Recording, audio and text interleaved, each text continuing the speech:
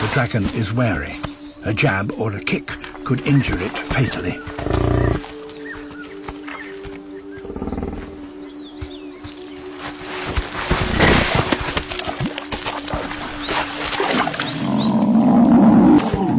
The bites are just flesh wounds, but other dragons are alert now. Like sharks, they're excited by blood.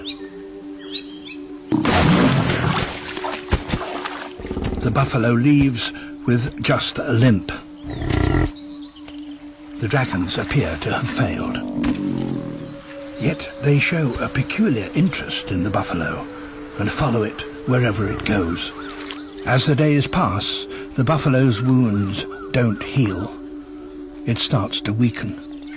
The dragon's hunting method begins to come clear.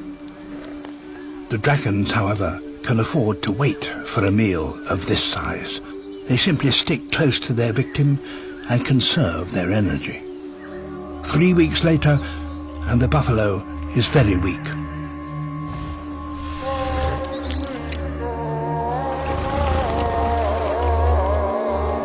The dragons sense that the end is near.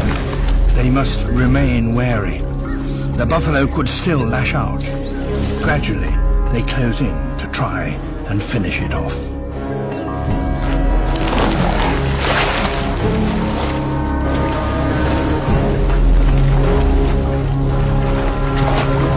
The dragon's strategy is certainly merciless, but it is the only way that they can get a meal like this, and in hard times they need it if they're to survive.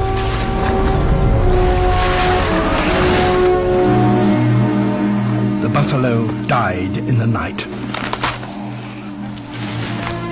10 big dragons have gathered to feed. They stripped the buffalo to the bone in just 4 hours.